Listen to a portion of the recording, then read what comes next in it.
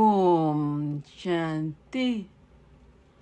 10/7/2025 காலை முரளி. ஓம் சாந்தி.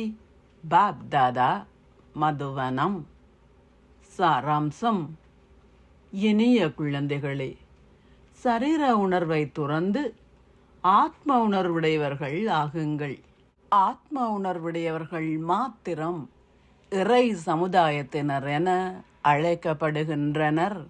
கேள்வி: எவ்வாறு குழந்தைகளாகிய உங்களின் ஆன்மீக ஒன்றுகூடல் ஏனைய அனைத்து ஆன்மீக ஒன்றுகூடல்களில் இருந்தும் வேறுபட்டது?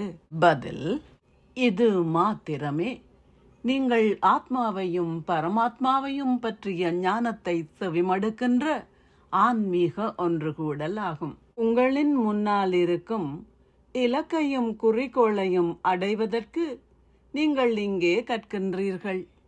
ஏனைய ஆன்மீக ஒன்றுகூடல்களில் அவர்கள் கற்பதுமில்லை, எந்த இலக்கையோ அல்லது இலட்சியத்தையோ கொண்டிருப்பதும் இல்லை. ஓம் சாந்தி. தாரணைக்கான சாராம்சம். 1.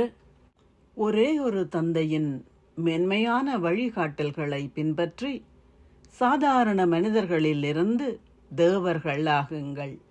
இந்த அழகான மங்களகரமான சங்கம யுகத்தில் உங்கள் புத்தியை தெய்வீகமானதாக்கி அதி மேன்மையானவர்கள் ஆகுங்கள். 2. 7 நாட்களுக்கு ஒரு பத்தியில் அமர்ந்திருந்து உங்கள் தூய்மையற்ற புத்தியை தூய்மையாக்குங்கள். உண்மையான தந்தையிடமிருந்து சத்தியநாராயணனின் உண்மையான கதையை செவிமடுத்து மனிதரில் இருந்து நாராயணன் ஆகுங்கள். ஆசீர்வாதம்.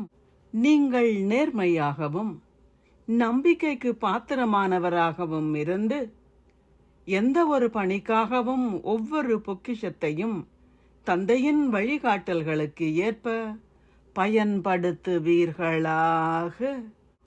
ஒரு நேர்மையான நம்பிக்கைக்கு பாத்திரமான நபர் தந்தையிடமிருந்து தான் பெற்ற பொக்கிஷங்களை எந்த ஒரு பணிக்காகவும் அவரின் வழிகாட்டல் இன்றி பயன்படுத்த மாட்டார்.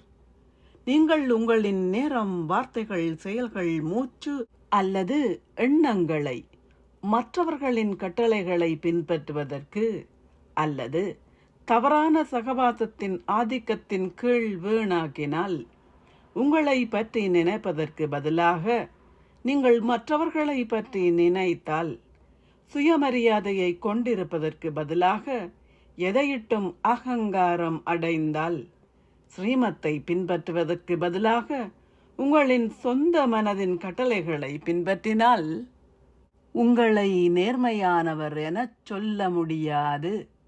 நீங்கள் இந்த பொக்கிஷங்கள் அனைத்தையும் உலகத்திற்கு நன்மை செய்வதற்காகவே பெற்றுள்ளீர்கள். அதனால் அந்த பணிக்காக அவற்றை பயன்படுத்துவதே நேர்மையாக இருப்பதாகும். ஸ்லோகம்.